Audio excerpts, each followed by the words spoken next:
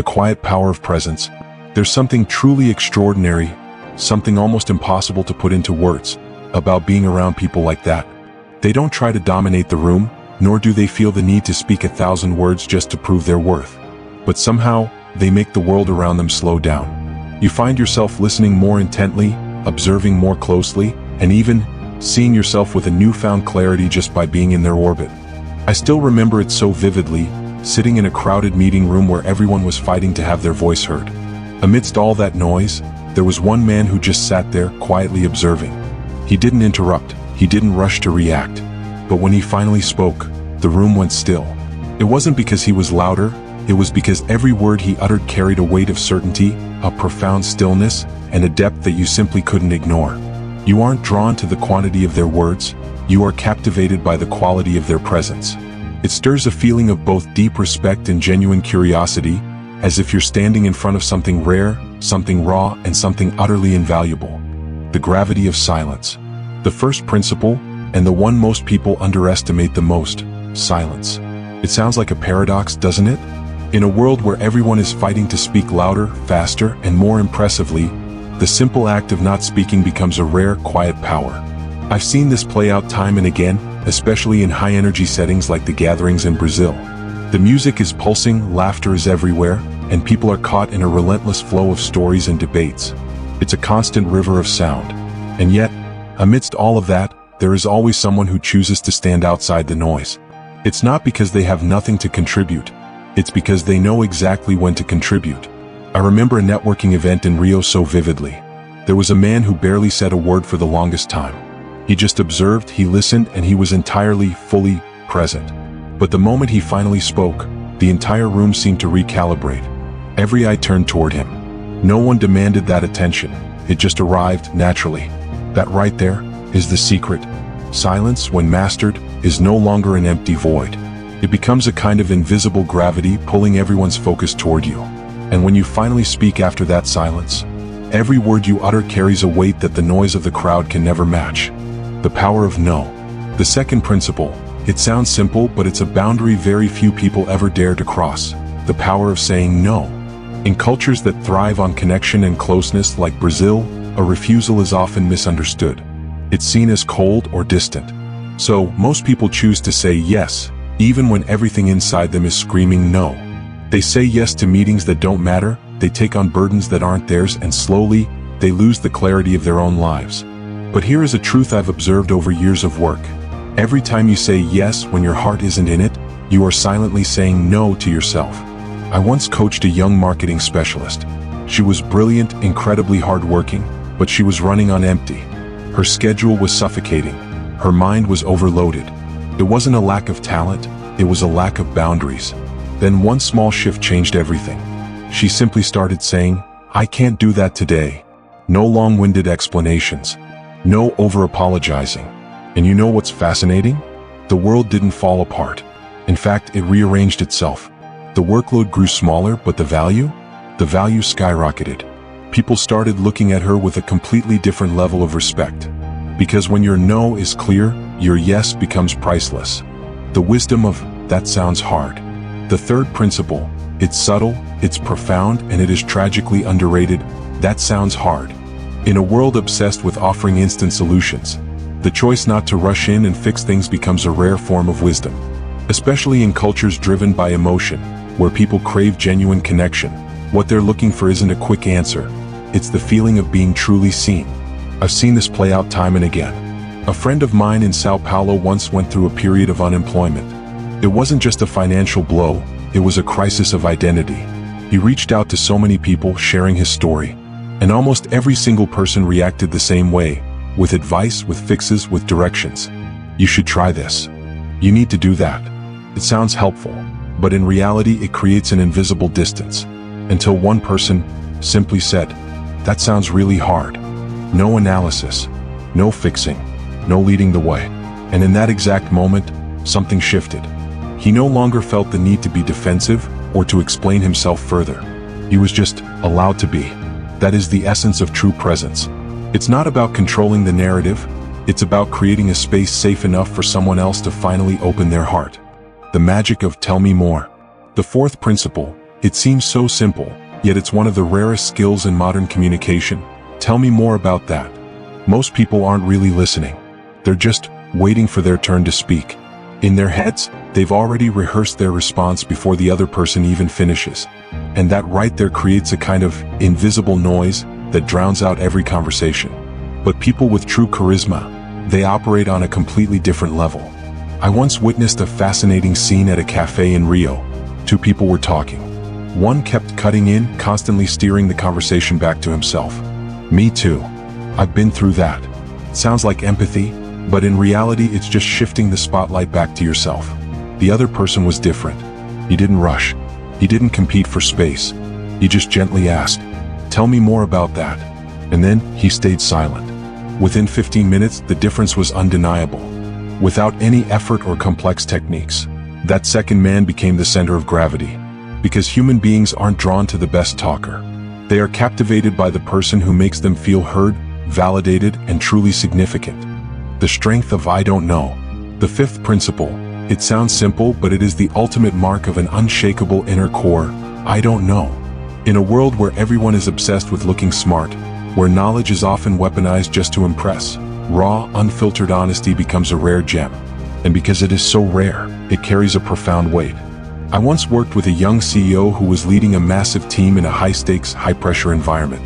During a critical meeting, he was hit with a question that most people in his position would have tried to spin or fake their way through. The entire room went still, waiting for the answer. And then he said it.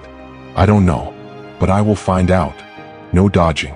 No corporate double talk. No desperate need to stay in control. The fascinating thing is, no one in that room lost faith in him. On the contrary, a quiet, deep-seated respect began to take hold. Because everyone realized, this is a man who doesn't need a facade to maintain his image. True confidence isn't about how many answers you have. It's about having the courage to stand tall even when you don't have the answers yet. The heart of I appreciate you. The sixth principle. It is gentle, yet it strikes the deepest chord in the human heart. I appreciate you. In cultures as vibrant and warm as Brazil, where closeness is second nature, we often assume that appreciation is a given. But the reality is different.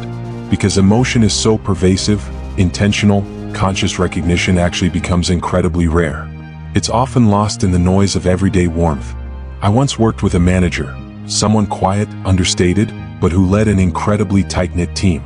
Every week, he had this simple habit. He would look a team member directly in the eye and say, "I appreciate you." Not because they just closed a massive deal. Not because they were the top performer of the month. But simply because of who they are. What's fascinating is how the entire team shifted over time. The atmosphere softened. Trust deepened. And performance? Performance followed suit, naturally, without any force or pressure. Because at a soul level, people don't just want to be recognized for what they do, they ache to be seen for who they are. And when you reach that depth, you aren't just building a professional relationship, you're forging an unbreakable connection. The echo of empathy. The seventh principle.